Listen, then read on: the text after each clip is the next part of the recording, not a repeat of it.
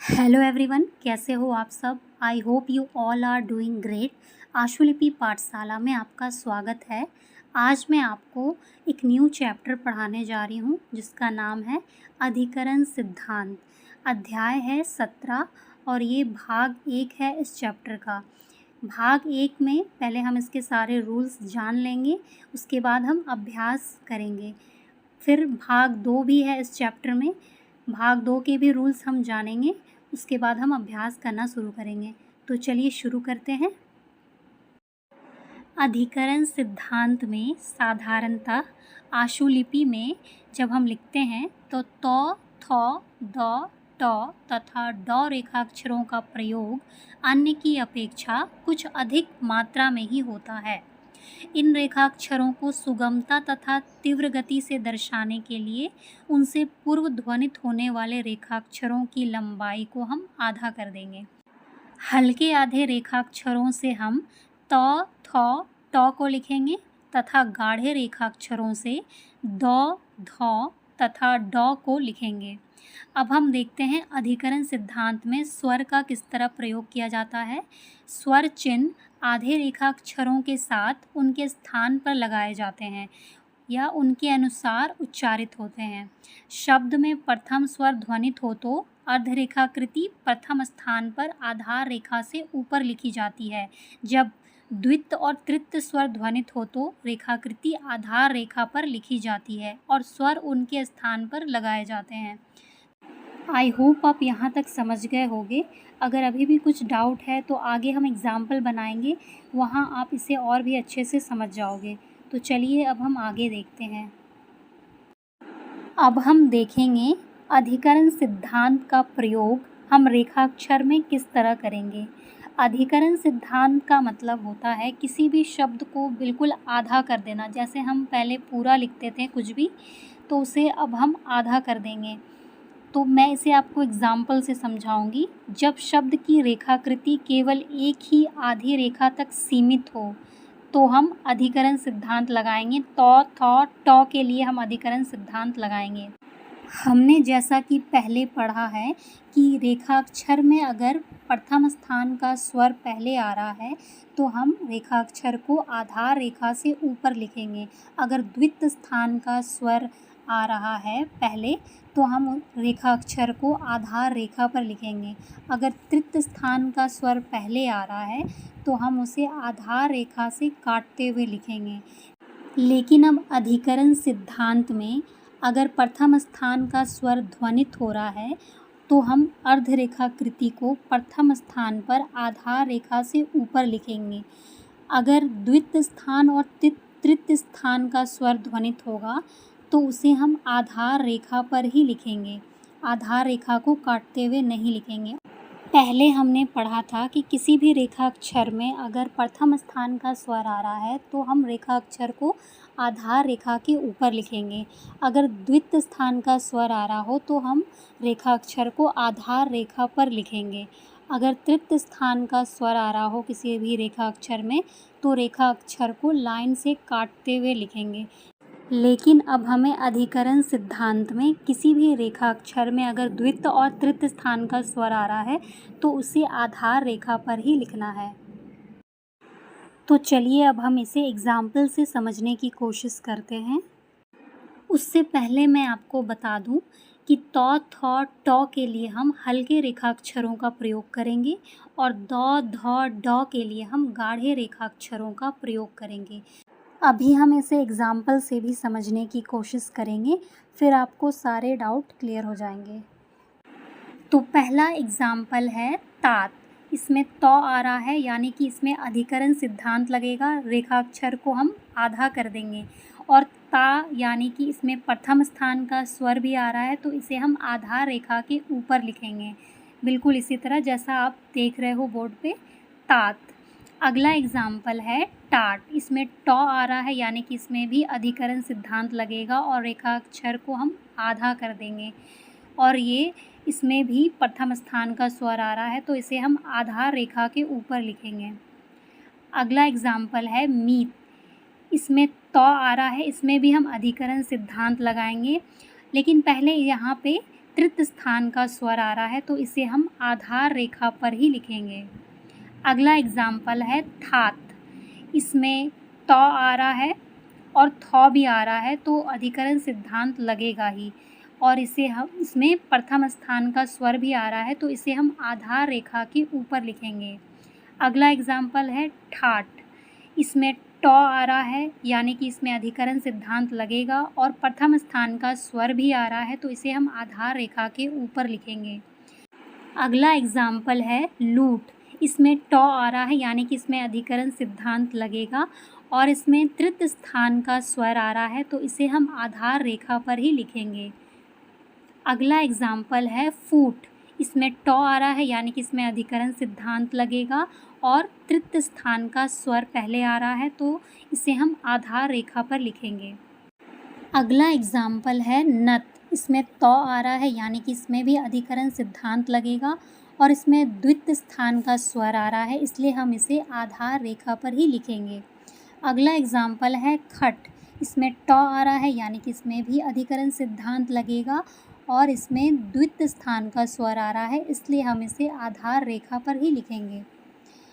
अगला एग्जाम्पल है पथ। इसमें थ आ रहा है यानी कि इसमें अधिकरण सिद्धांत लगेगा और इसमें द्वितीय स्थान का स्वर आ रहा है, इसलिए हम इसे आधार रेखा पर ही लिखेंगे। अगला एग्जाम्पल है शीट। इसमें ट आ रहा है यानी कि इसमें अधिकरण सिद्धांत लगेगा और इसमें पहले तृतीय स्थान का स्वर आ रहा है, इसलिए हम इसे आधार रेखा पर ही लिखेंगे। अगला एग्जाम्पल है नीत। इसमें त आ रहा है यानी कि इसमें अधिकरण सिद्धांत लगेगा और इसमें तृतीय स्थान का स्वर पहले आ रहा है, इसलिए इसे हम आधार रेखा पर लिखेंगे। अब हम आगे देखते हैं। किसी भी शब्द में अगर रेखाक्षर द और ड आ रहा हो तो उससे हम गाढ़ा करके लिखेंगे और रेखाकृति को पूरा लिखेंगे। तो इसे हम एग्जाम्पल से समझने की कोशिश करते हैं। पहला एग्जाम्पल है पद। इसमें द आ रहा है तो द को हम गाढ़ा करेंगे और प जैसे लिखते हैं वैसे ही पूरा लिखेंगे। अगला है छेद।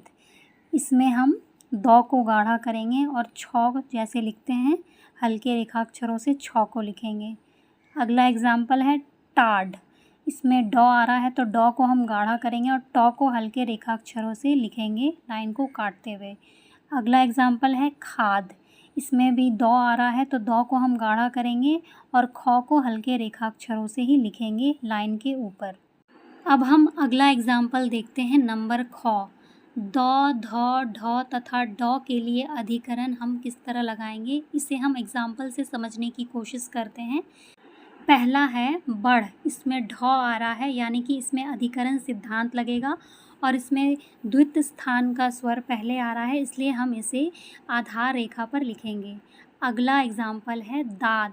इसमें द आ रहा है यानी कि इसमें अधिकरण सिद्धांत लगेगा और पहले इसमें प्रथम स्थान का स्वर आ रहा है, इसलिए हम इसे आधार रेखा के ऊपर लिखेंगे। अगला एग्जाम्पल है डैड। इसमें ड आ रहा है यानी कि इसमें अधिकरण सिद्धांत लगेगा, इसे हम आधार रेखा के ऊपर लिखेंगे। अगला एग्जाम्पल है ज़िद। इसमें द आ रहा है यानी कि इसमें अधिकरण सिद्धांत लगेगा और इसमें तृतीय स्थान का स्वर पहले आ रहा है, इसलिए इसे हम आधार रेखा पर लिखेंगे। अगला एग्जाम्पल है गिद्ध। इसमें ध आ रहा है यानी कि इसमें भी अधिकरण सिद्धांत लगेगा और पहले इसमें तृतीय स्थान का स्वर आ रहा है, इसलिए हम इसे आधार रेखा पर लिखेंगे। अगला एग्जाम्पल है आज़ाद। इसमें द आ रहा है यानी कि इसमें अधिकरण सिद्धांत लगेगा और पहले इसमें प्रथम स्थान का स्वर आ रहा है, इसलिए हम इसे आधार रेखा के ऊपर लिखेंगे। अगला एग्जाम्पल है बुद्ध। इसमें ध आ रहा है, द भी आ रहा है यानी कि इसमें अधिकरण सिद्धांत लगेगा और इसे हम आधार रेखा पर ही लिखेंगे क्योंकि इसमें पहले तृतीय स्थान का स्वर पहले आ रहा है। अगला एग्जाम्पल है ग्रेड। इसमें ड आ रहा है यानी कि इसमें अधिकरण सिद्धांत लगेगा और इसमें द्वितीय स्थान का स्वर पहले आ रहा है, इसलिए हम इसे आधार रेखा पर लिखेंगे। अगला एग्जाम्पल है दीद। इसमें द आ रहा है यानी कि इसमें अधिकरण सिद्धांत लगेगा और इसमें तृतीय स्थान का स्वर पहले आ रहा है, इसलिए हम इसे आधार रेखा पर लिखेंगे। अगला एग्जाम्पल है ब्रेड। इसमें ड आ रहा है यानी कि इसमें भी अधिकरण सिद्धांत लगेगा और इसमें द्वितीय स्थान का स्वर पहले आ रहा है, इसलिए हम इसे आधार रेखा पर लिखेंगे। अगला एग्जाम्पल है जीढ़। इसमें ढ आ रहा है, यानी कि इसमें अधिकरण सिद्धांत लगेगा और इसमें पहले तृतीय स्थान का स्वर पहले आ रहा है, इसलिए हम इसे आधार रेखा पर लिखेंगे। अगला एग्जाम्पल है दर्द। इसमें द आ रहा है, यानी कि इसमें अधिकरण सिद्धांत लगेगा और इसमें द्वितीय स्थान का स्वर पहले आ रहा है, इसलिए इसे हम आधार रेखा पर लिखेंगे। अब हम आगे देखते हैं। किसी भी शब्द में अगर ड, ज, ब आ रहा हो तो रेखाक्षर जो है गाढ़ा करके लिखा जाएगा और रेखाकृति पूरी लिखी जाएगी और इसमें अधिकरण सिद्धांत का प्रयोग नहीं होगा। तो मैं इसे आपको एग्जाम्पल से समझाने की कोशिश करती हूँ। पहला एग्जाम्पल है डाट। इसमें ड को हम गाढ़ा करके लिखेंगे और ट को जैसे हम लिखते हैं हल्के रेखाक्षरों से लाइन को काटते हुए लिखेंगे। अगला एग्जाम्पल है जात। इसमें ज को हम गाढ़ा करके लिखेंगे और त को हल्के रेखाक्षरों से लिखेंगे लाइन को काटते हुए। अगला एग्जाम्पल है बूथ। इसमें ब को हम गाढ़ा करके लिखेंगे और त को हल्के रेखाक्षरों से लिखेंगे लाइन को काटते हुए। अगला है डाट। इसमें ड को हम गाढ़ा करेंगे और ठ को हम हल्के रेखाक्षरों से लिखेंगे लाइन को काटते हुए। अब हम अगला एग्जाम्पल देखते हैं नंबर 2। अगर किसी रेखाक्षर के अंत में कोई आंकड़ा हो तो, यानी कि न और फ का आंकड़ा अगर रेखाक्षर के अंत में आ रहा है तो ट, त, थ और द, ध, ड, ढ के लिए हम रेखाक्षर को आधा कर देंगे, यानी कि उसमें अधिकरण सिद्धांत का प्रयोग करेंगे। अब हम इसे एग्जाम्पल से समझने की कोशिश करते हैं। नंबर क। जब रेखाकृति के अंत में कोई आंकड़ा आ रहा हो तो हम किस तरह लिखेंगे, इसे देखते हैं। तो पहला एग्जाम्पल है चांद। इस रेखाक्षर के अंत में 9 का आंकड़ा लग रहा है, इसलिए हम इसमें अधिकरण सिद्धांत लगाएंगे और इसे आधा करके लिखेंगे और इसे हम लाइन के ऊपर लिखेंगे क्योंकि इसमें प्रथम स्थान का स्वर पहले आ रहा है। अगला एग्जाम्पल है कांत। इसमें 9 का आंकड़ा लग रहा है अंत में, इसलिए हम इसमें अधिकरण सिद्धांत लगाएंगे और इसे आधा करके लिखेंगे और इसे भी हम लाइन के ऊपर लिखेंगे क्योंकि इसमें प्रथम स्थान का स्वर आ रहा है। अगला एग्जाम्पल है गिरफ्त। इसमें र और फ का आंकड़ा बन रहा है, इसे हम लाइन पे ही लिखेंगे क्योंकि इसमें द्वितीय स्थान का स्वर आ रहा है और रेखाक्षर को हम आधा कर देंगे क्योंकि इसमें अधिकरण सिद्धांत लग रहा है। अगला एग्जाम्पल है दंत। इसमें 9 का आंकड़ा लग रहा है लास्ट में, इसे हम लाइन पे ही लिखेंगे क्योंकि इसमें द्वितीय स्थान का स्वर आ रहा है और इसे हम आधा करके लिखेंगे क्योंकि इसमें अधिकरण सिद्धांत लगेगा। अगला एग्जाम्पल है गंध। इसमें भी 9 का आंकड़ा लग रहा है आखिर में, इसलिए हम इसे आधा करके लिखेंगे क्योंकि इसमें अधिकरण सिद्धांत लगेगा और इसे हम लाइन पे ही लिखेंगे क्योंकि इसमें द्वितीय स्थान का स्वर आ रहा है। अगला एग्जाम्पल है गिफ्ट। इसमें फ का आंकड़ा लास्ट में लग रहा है और इसे हम लाइन पे ही लिखेंगे क्योंकि इसमें तृतीय स्थान का स्वर आ रहा है और इसमें हम अधिकरण सिद्धांत लगाएंगे, इसलिए हम इसे आधा करके लिख रहे हैं। अगला एग्जाम्पल है फंड। इसमें 9 का आंकड़ा लग रहा है लास्ट में, इसलिए हम इसमें अधिकरण सिद्धांत लगाएंगे और इसे आधा करके लिखेंगे और इसे हम लाइन पे ही लिखेंगे क्योंकि इसमें द्वितीय स्थान का स्वर आ रहा है। अगला एग्जाम्पल है दंड। इसमें 9 का आंकड़ा बन रहा है आखिर में, इसलिए हम इसे आधा करके लिखेंगे, इसमें अधिकरण सिद्धांत लगाएंगे और इसे लाइन पे ही लिखेंगे क्योंकि इसमें द्वितीय स्थान का स्वर आ रहा है। अब हम अगला रूल देखते हैं। रेखाक्षर ह का अधिकरण हम किस तरह करेंगे, ये देखेंगे हम। जब शब्द की रेखाकृति केवल आधे ह से बनती या उसके अंत में कोई वृत्त या आंकड़ा इत्यादि हो तो ऊर्ध्वगामी ह, यानी कि नीचे से ऊपर जो हम ह लिखते हैं वो लगाएंगे, को त, ट तथा थ की ध्वनि के लिए आधा किया जा सकता है। यानी कि त, ट और थ अगर आ रहा हो लास्ट में ह के बाद त, ट, थ अगर आ रहा हो तो हम उसमें अधिकरण सिद्धांत लगाएंगे। इसे मैं आपको एग्जाम्पल से समझाती हूँ। जैसे कि हित आ रहा है, ह के बाद त आ रहा है तो हम ह को ऊर्ध्वगामी ह लिखेंगे, यानी कि नीचे से ऊपर जो हम ह लिखते हैं वो लगाएंगे और इसमें अधिकरण सिद्धांत लगाएंगे, यानी कि ह को छोटा करके लिखेंगे और इसमें त नहीं लगाएंगे क्योंकि ह के साथ ही त का उच्चारण हो गया, क्योंकि इसमें अधिकरण सिद्धांत लगा है। अगला एग्जाम्पल है हंट। इसमें ह के बाद ट आ रहा है तो इसमें भी हम ऊर्ध्वगामी ह लिखेंगे, यानी कि नीचे से ऊपर जाने वाले ह को लिखेंगे और इसमें ट नहीं लगाएंगे। ह के बाद न का उच्चारण हो रहा है तो ह के साथ सिर्फ हम न का हुक लगाएंगे और इसे हम लाइन पे ही लिखेंगे। अगला एग्जाम्पल है हट। इसमें ह के बाद ट आ रहा है तो इसमें भी हम ऊर्ध्वगामी ह का प्रयोग करेंगे, यानी कि नीचे से ऊपर जाने वाले ह का, और ट नहीं लगाएंगे। इसमें अधिकरण सिद्धांत लगाएंगे, यानी कि ह को सिर्फ छोटा कर देंगे और ह में ही ट का उच्चारण हो जाएगा। ये हो गया हट।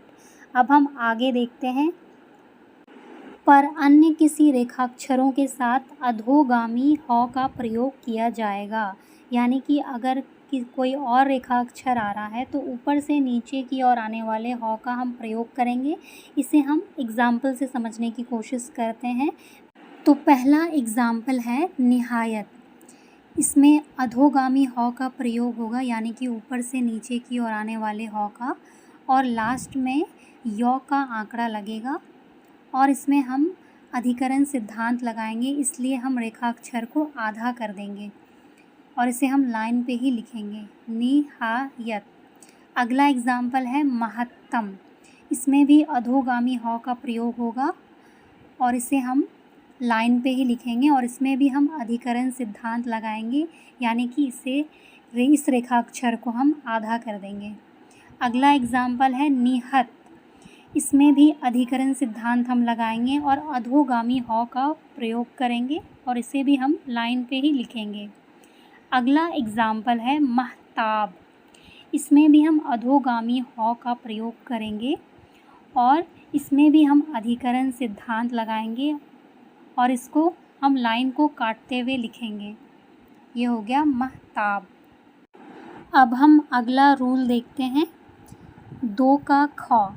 जब किसी शब्द की रेखाकृति 2 या 2 से अधिक रेखाक्षरों से बनती है तो आधे गाढ़े रेखाक्षर त, ट, थ तथा आधे हल्के रेखाक्षर द, ध, ड, ढ की ध्वनियों को व्यक्त करते हैं। यानी कि किसी शब्द की रेखाकृति 2 या 2 से अधिक रेखाक्षरों से बन रही है तो त, ट, थ के लिए हम आधे गाढ़े रेखाक्षरों का प्रयोग करेंगे और द, ध, ड, ढ की ध्वनियों के लिए हम हल्के गाढ़े रेखाक्षरों का प्रयोग करेंगे। इसे मैं आपको एग्जाम्पल से समझाने की कोशिश करती हूँ। जैसे कि अगर इबादत आ रहा है तो इसे हम लाइन को काटते हुए लिखेंगे, क्योंकि इसमें पहले तृतीय स्थान का स्वर आ रहा है और इसमें द और त दोनों ही साथ में आ रहे हैं। त के लिए हम आधे गाढ़े रेखाक्षरों का प्रयोग करेंगे और द के लिए हम हल्के गाढ़े रेखाक्षरों का प्रयोग करते हैं, तो हम त को ही हल्के गाढ़े रेखाक्षर में बदल देंगे। अगला एग्जाम्पल है मुकद्दमा। इसमें द आ रहा है, यानी कि हमें हल्के गाढ़े रेखाक्षर से लिखना है और इसे हम लाइन पे ही लिखेंगे, क्योंकि इसमें पहले तृतीय स्थान का स्वर पहले आ रहा है। अगला एग्जाम्पल है मारदंड। इसे हम लाइन के ऊपर लिखेंगे क्योंकि इसमें पहले प्रथम स्थान का स्वर आ रहा है और इसमें द और ड आ रहा है, यानी कि इसमें हम हल्के रेखाक्षरों का प्रयोग करेंगे। अगला एग्जाम्पल है मुसीबत। इसे हम लाइन पे लिखेंगे क्योंकि इसमें तृतीय स्थान का स्वर पहले आ रहा है और इसमें त आ रहा है, यानी कि इसे हम आधे गाढ़े रेखाक्षर से लिखेंगे। मुसीबत, ब को ही हम गाढ़ा कर देंगे तो इसमें त का भी साउंड आ जाएगा, क्योंकि हमें अधिकरण सिद्धांत का प्रयोग करते हुए ही लिखना है। अगला एग्जाम्पल है कुदवाने। इसमें द आ रहा है, यानी कि हमें हल्के रेखाक्षर का प्रयोग करना है और इसे हम लाइन के नीचे लिखेंगे क्योंकि इसमें तृतीय स्थान का स्वर आ रहा है। अगला एग्जाम्पल है विवाद। इसमें भी दौ आ रहा है, यानी कि हमें हल्के रेखाक्षर का प्रयोग करना है और इसे हम लाइन को काटते हुए लिखेंगे क्योंकि इसमें तृतीय स्थान का स्वर आ रहा है। अगला एग्जाम्पल है विदित।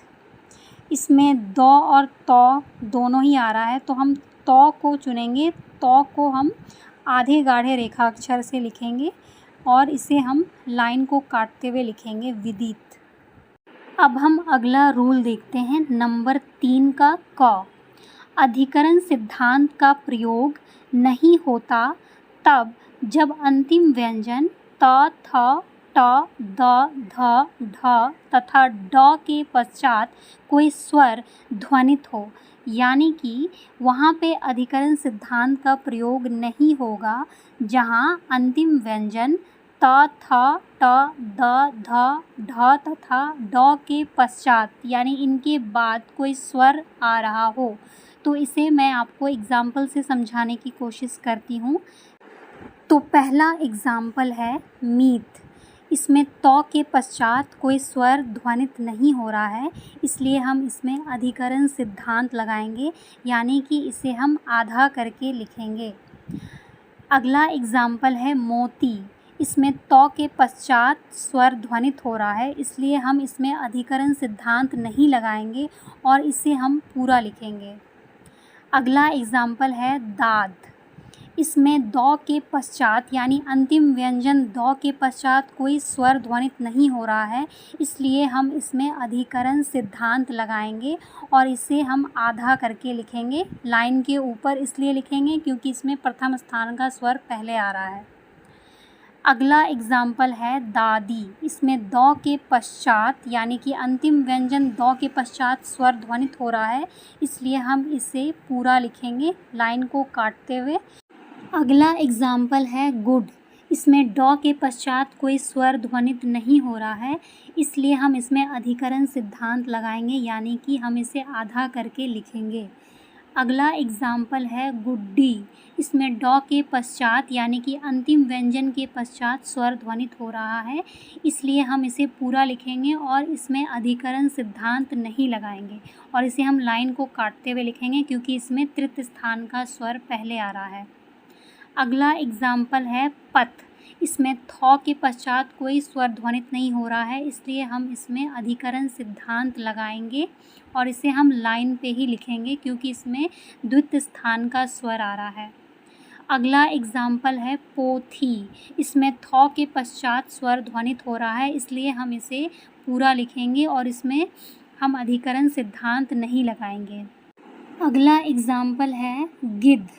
इसमें धौ के पश्चात कोई स्वर ध्वनित नहीं हो रहा है, इसलिए हम इसमें अधिकरण सिद्धांत लगाएंगे, यानी कि इसे हम आधा करके लिखेंगे। अगला एग्जाम्पल है गिद्धा। इसमें धौ के पश्चात स्वर ध्वनित हो रहा है, तो इसलिए हम इसे पूरा लिखेंगे।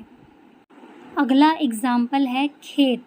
इसमें तौ के पश्चात कोई स्वर ध्वनित नहीं हो रहा है, इसलिए हम इसमें अधिकरण सिद्धांत लगाएंगे, यानी कि इसे हम आधा करके लिखेंगे। अगला एग्जाम्पल है खेती। इसमें तौ के पश्चात स्वर ध्वनित हो रहा है, इसलिए हम इसे पूरा लिखेंगे।